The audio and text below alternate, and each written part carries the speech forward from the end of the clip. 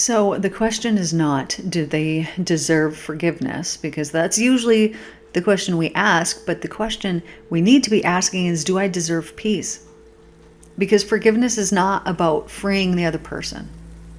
It's about releasing your nervous system from a reality that no longer exists.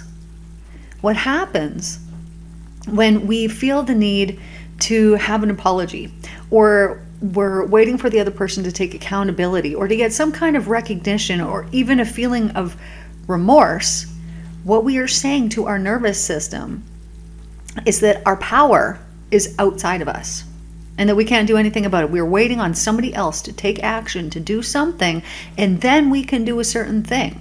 But what happens is we give our power away. And so truth-based forgiveness says that when I reclaim my energy, whether you ever wake up or not, I'm going to reclaim that same energy. And it doesn't ask or beg or even need to be seen, need to be acknowledged. And it's not even looking for the other person to change their behavior. A lot of times we think, well, I can't forgive this person because, they haven't changed and they still do this and blah, blah, blah, blah, blah. But that really has nothing to do with us, except that we then involve our consciousness in that person's life and justify the reasons and the feelings that we have around things, saying, no, I'm choosing for myself to remain in this pattern of unforgiveness. But the thing that is mostly understood about forgiveness is that it really has nothing to do with the other person. I mean, it kind of does, but it doesn't. But people misunderstand it because they confuse it with reconciliation. Or thinking like, okay, if I forgive this person, that means I need to still talk to them. You can forgive somebody and you could never speak to them ever again in your whole entire life. The other person does not need to apologize or to understand or to change or to be safe or to be involved, because forgiveness happens within consciousness, not between personalities. We might want it to be that way. We might say, well, if that person came to me and they could admit what they did and they could see how much it harmed me, then maybe I would forgive them. But you are still, until that moment comes, you are still giving that person your power. You're saying, you have control over me. I don't have control over the way that I'm feeling over myself. The only way that I will gain control is by you doing this specific thing, which keeps people stuck. Because it keeps them waiting for that apology or the accountability or the remorse or the recognition, which may never, ever, ever, ever come. And so then we could go our whole entire life being like, well, no, I didn't forgive this person because they never apologized. When it doesn't have anything to do with them and it has everything to do with us. Now, there is a process to forgiveness. We aren't just going to bypass it and say, oh, I forgive you because of this or that. And I know that there's a lot of people that believe that forgiveness, I know this is crazy, but they believe that forgiveness is somehow saying that what happened to them was okay. Or it's somehow saying, well, I'm not a victim anymore of this thing that happened. And so then that takes away their identity, right? Because a lot of people identify through their pain. They absolutely identify. It's their narrative. It's their leverage. It's their justification for this thing happened to me and view me in this light. Now, I know so many people that want to be viewed in a way that people will feel sorry for them. That they say, oh, that's too bad. Oh, this poor, unfortunate person. But think about the type of energy that is. And sometimes we need it. Sometimes we need somebody to understand, like, hey, man, you just went through a thing. You're going to be okay. You're going to get there. But if it's been 15 years and people are still, oh, my, that thing happened to you 15 years ago. Oh, my goodness. Oh, wow. If we have not moved forward in our life and we're still living 15 years in the previous, and so we're still a victim of somebody else because we haven't forgiven them, we are not progressing forward in our life. That part of our life is now stuck and stopped and stagnant. And there will be no forward progression in that department of your spirit because you've stopped it. You say, no, I don't want that. I am a victim. These people did this to me, and what a terrible, horrible thing. And they should rot in hell, and they should suffer for this forever. But here's the thing, they're not. And your unforgiveness is not doing a thing to them. It's not doing anything to them. It's keeping them bound in those energies that you think of them. And you might want that. But here's the thing, karma will come back, and whatever energies you're putting out towards this person for however long you're putting them out is going to come back to you eventually. And now you might say, no, this isn't fair. How can this be fair that this person could do this to me, that I'm not allowed to be this way or feel this way? Now, let me tell you this. You are absolutely allowed to be pissed off, to go through it, to feel it. You actually have to. It's part of not bypassing the pain. Forgiveness it's not bypassing pain. It requires the full contact with the truth. So that means naming what happened, and then feeling the grief, the anger or the loss, whatever it happens to be, and allowing the body to complete that stress cycle.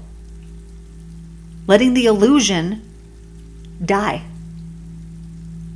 Because when we don't do these things, when we don't take the proper steps and we just bypass and we say, it didn't matter. It did matter, but I'm just no longer bound to it. But when we don't go through those emotions and we don't actually fully heal them, which is when I see people or hear people say, they still want to cling on to this thing, that they're a victim of this circumstance, is because they haven't gone through the pain yet. So they're actually still a victim of it because they have not transmuted, they have not used their powerful spiritual nature and shifted their consciousness. They haven't changed it, and so they are actually still a victim. But that is not a powerful place to be. That is not a powerful place to be. It's a powerful place to be, to recognize that that's where you're at in the process of healing. But that's not a powerful place to be when you say, I'm a victim. Are you going to go to a victim for help? Are you going to go to a victim for advice? Are you going to go to a victim for anything at all? I wouldn't. Because I can see that they haven't healed this particular area. Maybe they're open about it. That's good. That's great. But if they're still saying, I'm a victim of this, they're going to be giving horrible, terrible advice that's untrue, that is going to keep the people that they're giving their horrible, terrible advice to stuck like them. And they don't even know that they're doing it because they actually don't see another way, but there is another way. And it's to feel it. So what happened? Name it. Say it. Here's the thing. I would have people come to me, clients, this is years and years. This has been forever. The amount of people that come to me and they are telling me something that they have never told another soul. In their whole entire life, they've gone their entire life. It actually makes me sad. It makes me want to cry for these people, but this is what they chose. But that they could go through some, let's say, terrible trauma in their life, something that's, just not good. And they've gone through it. They have a family, they get married, and they don't tell anybody in their family, anything that has happened because they're stuck in this feeling of shame or guilt, or somehow whatever this thing was is somehow their fault, but it is still completely attached to them. And they haven't been able to get it out until they came to me.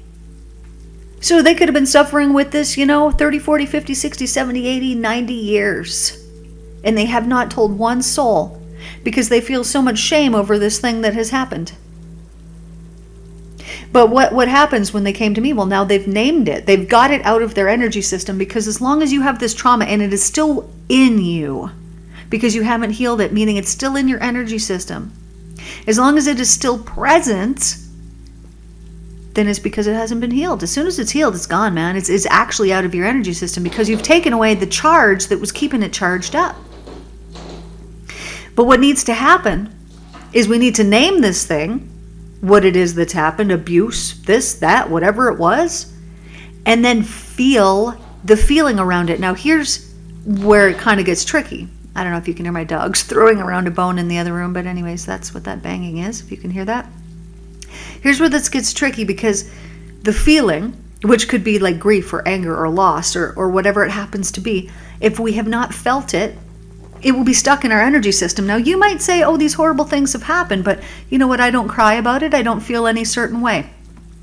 And I'm here to tell you that the reason that you don't is because you have suppressed it out of a need for survival. So this probably happened when you were really little. Maybe you weren't valued. Maybe you were 3, 4, 5 years old or younger, and the abuse started And because it started then, you were not safe to express or to feel or to anything. Maybe you cry and you get shut down. Maybe you speak and you get shut down. Whatever it is, you were not safe to feel those feelings. And so then what happens is that stress cycle lives in the body.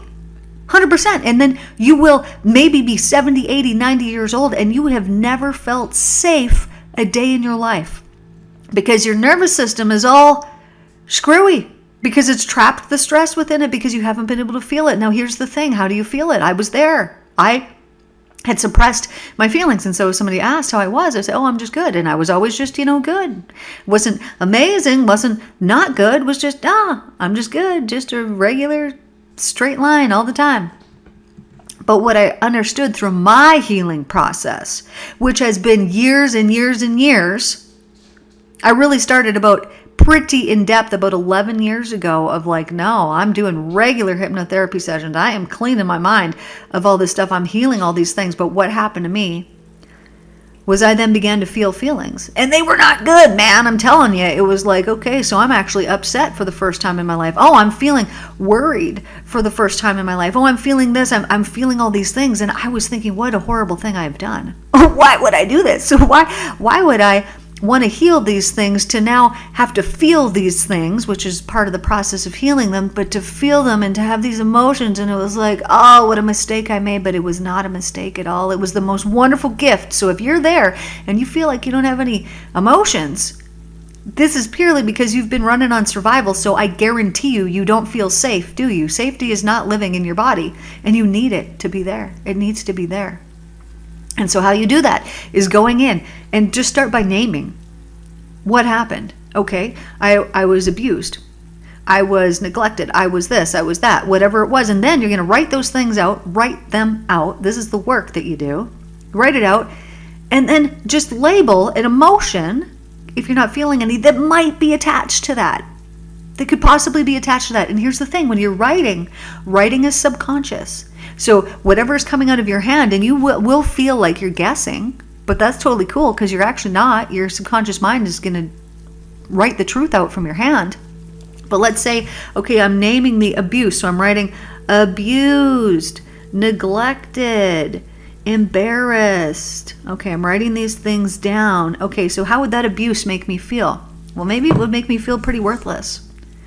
Maybe it would make me feel useless. Maybe it would make me feel like I don't matter. Go on and on and on and write all the things that abuse could make you feel.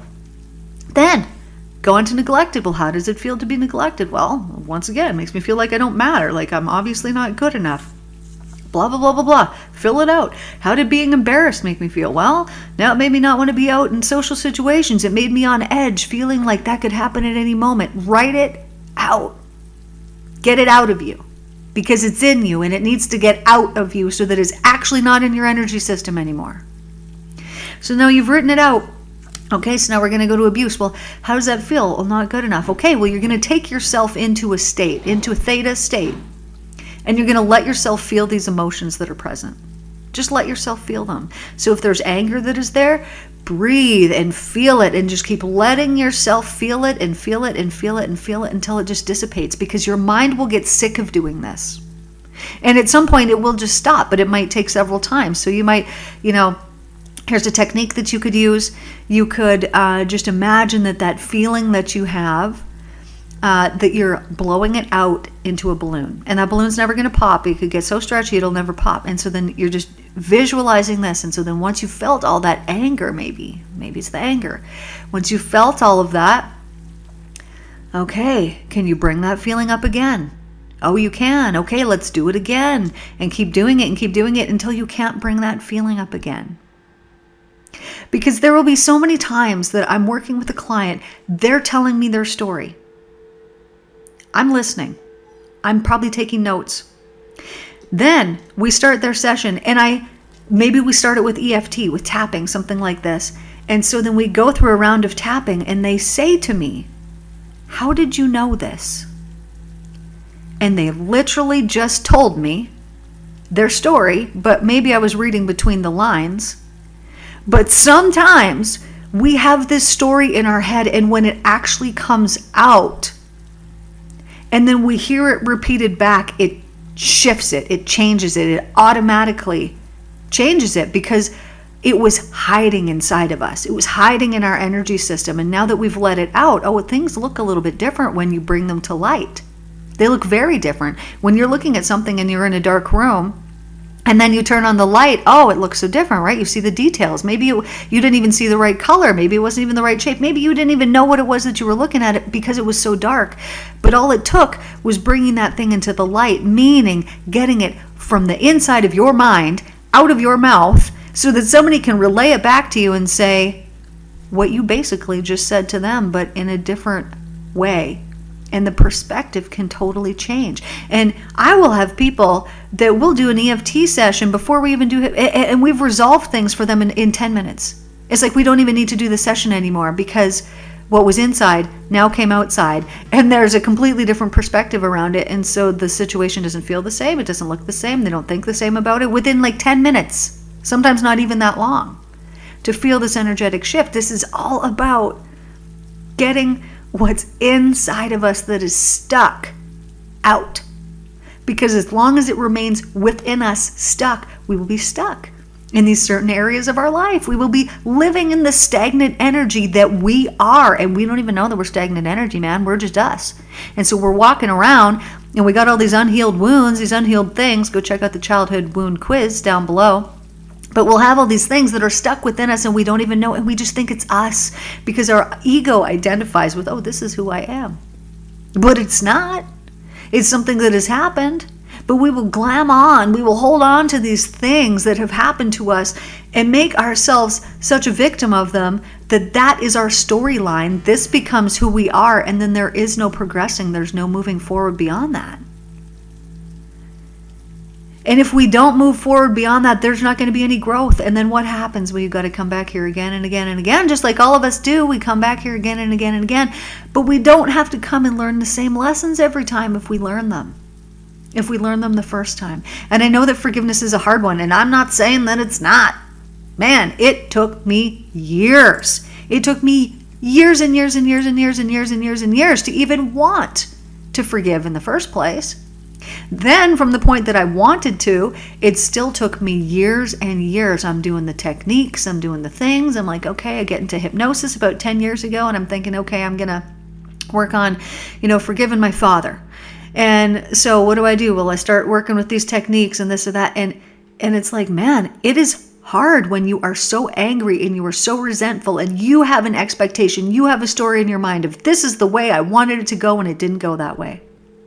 If you had parents that were not kind and loving and all these things, and then you see people who do, or you see someone, they're so close to their mom, or they're so close to their dad, their dad's such a good guy, their mom is just the sweetest lady ever, and then you had this abusive, horrible experience. Of course, you're going to feel resentful, you're going to feel angry, you're going to feel all these ways, unworthy, whatever it happens to be. You're going to feel all of these certain ways because you're going to look and you're going to know, hey, I, on a soul level, know that everything here is supposed to be about love and it wasn't, and so I'm freaking angry about it. And when we work through these things, first of all, we have to be honest.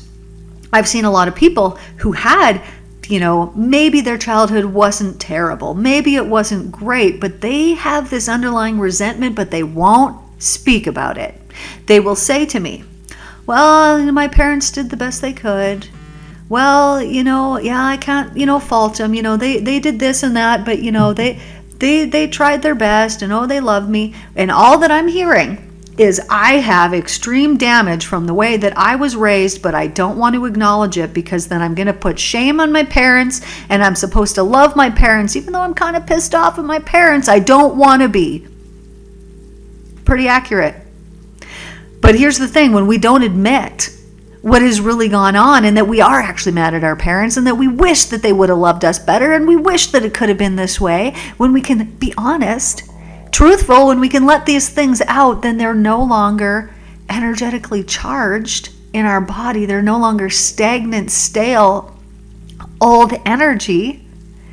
It's now given that energy that was within you a voice, and it has an exit to leave.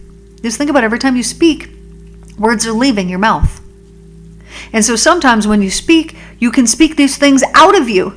But you can only do that when you actually acknowledge the truth of, yeah, I'm actually pissed at my parents. Yeah, they did suck. Yeah, they didn't pay enough attention to me. Yeah, they didn't give me this and my friends had that. And it was embarrassing because they did this and they did that and all these things. And just, it's temporary. Feel the feeling. Feel the feeling.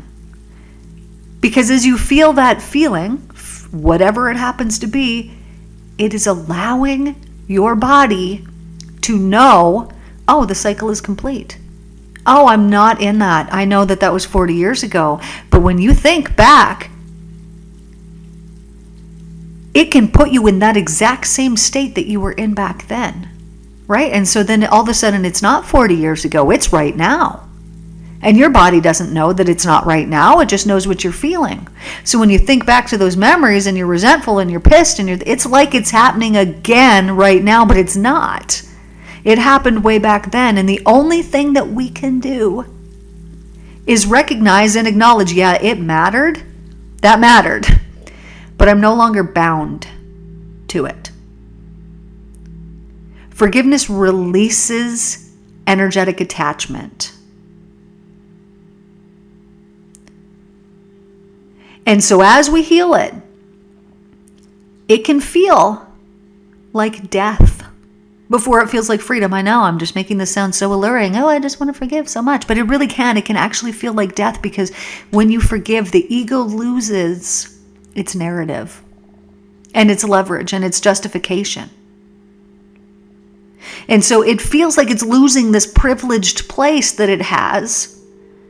And it's losing its identity. If you know someone who has identified with their pain and that's who they are. Oh, they went through a divorce. It's all that they can talk about. Oh, they were abused as a kid. It's all that they can talk about. It is their identity, their pain, their illness, their sickness, their suffering, whatever it happens to be. That's who they believe themselves to be. It's not at all. But when they identify themselves with it, because it's been such a long time and it's all that they've ever known, it can feel painful. It seriously can feel like actual death before it feels like freedom.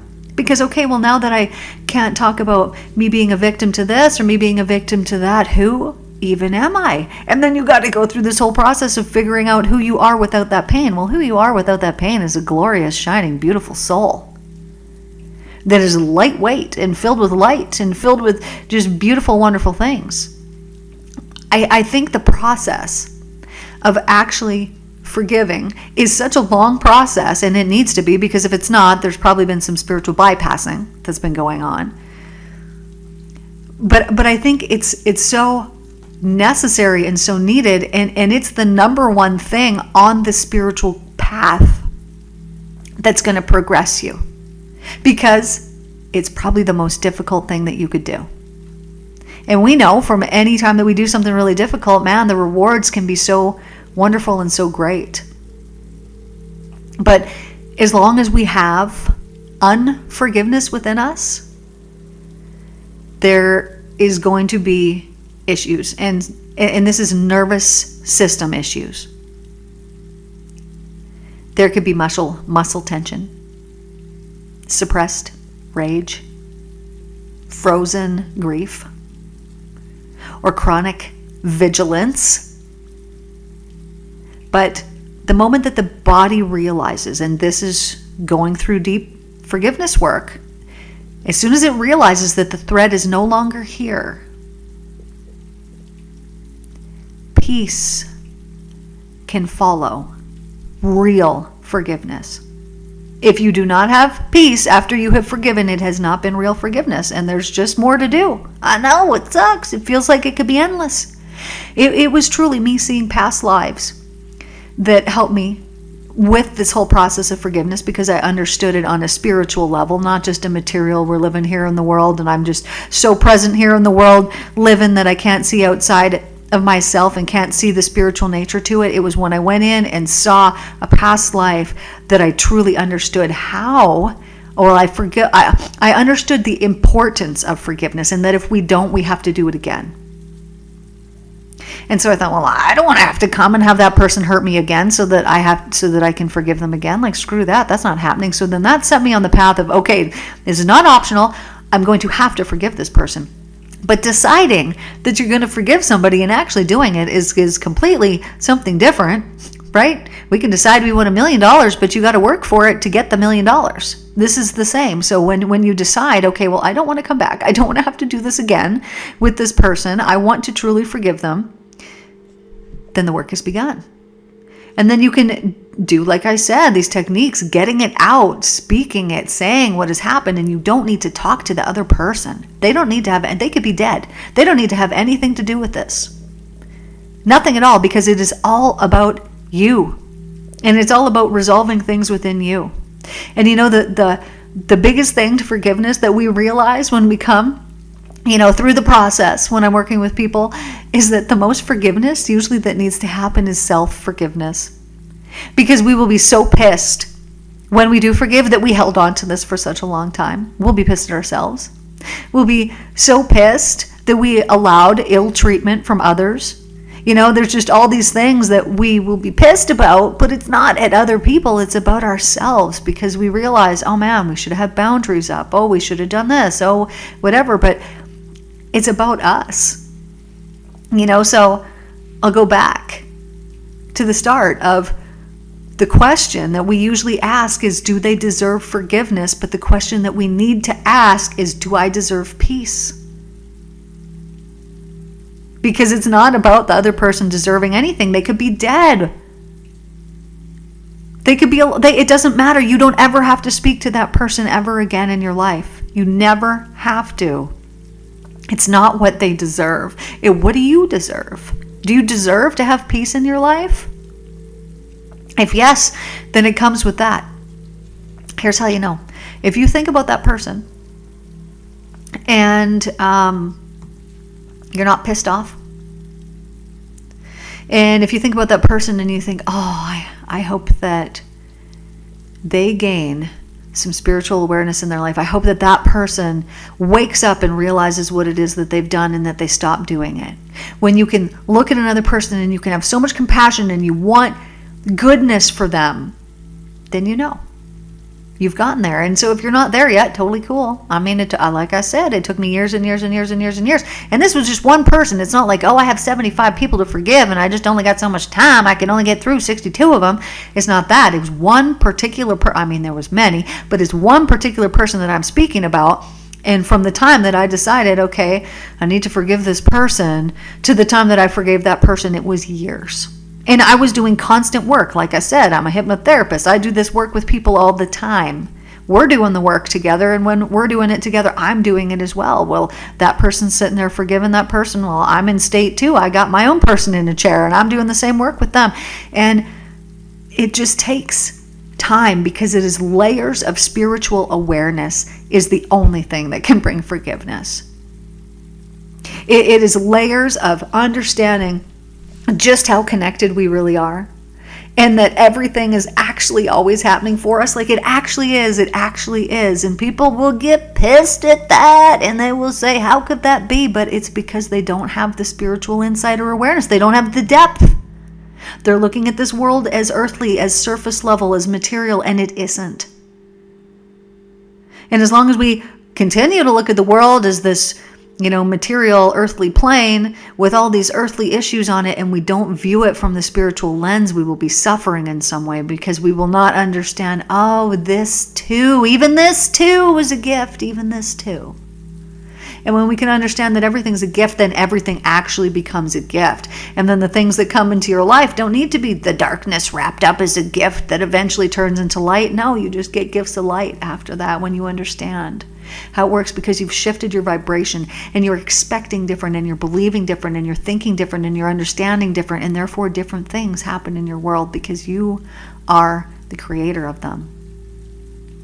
This is what I have for you guys here today, so you guys can check out this childhood wound quiz that I have. This quiz can help you illuminate the patterns that you still presently have in your life that can be affecting you, affecting your relationships, and it also offers you the solution to those things. Check me out on Auraverse, the Auraverse Network. I will have those links there below. There's also shows on there that I don't have anywhere else. Please like, share, subscribe. If you found this helpful, you could even share this message with a friend. I love you guys so much. Take care, and I will see you in the next one.